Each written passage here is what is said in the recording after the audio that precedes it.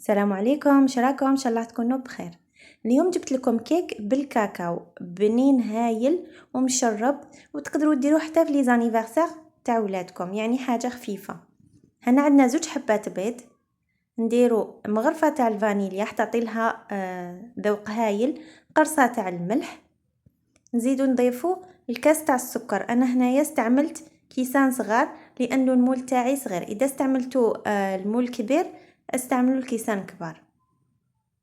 هنا عندنا كاس تاع الزيت نخلطو شويه. هنا بلا ما نستعملوا الباتور لا والو، تقدروا تستعملوه مي هذه حاجه تاع تمتم، حاجه خفيفه.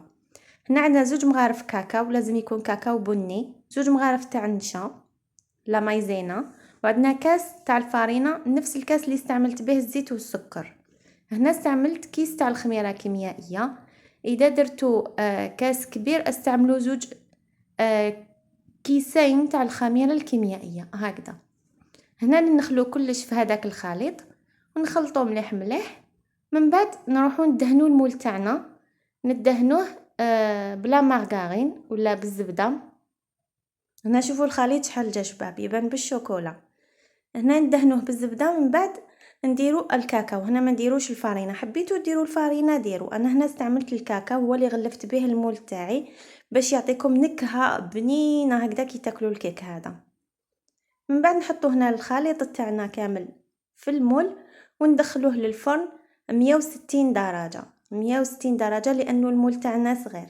الا درتو مول كبير ديروا 180 درجه. هنا بالكاس نفسه اللي كيلت به السكر والزيت ندير به الكيك تاعي، يعني نشمخو به وهو بارد، ما نديروهش سخون هكذا باش ما يتعجن لكمش الكيك الداخل. من بعد نخلو الكيكه تاعنا تبرد ونقلبوها في الطبسي تاعنا ولا في الصحن. شوفوا كيفاش جا اللون تاعها، تبان محروقه مي لا هذاك الكاكاو هو اللي عطى لها هذاك اللون تاع الشوكولا نوار.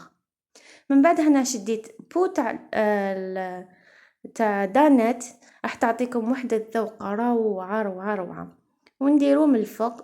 شوفوا شحال جات شابه وبسيطه وبنينه بزاف بزاف، سورتو كي تخلوها تبرد.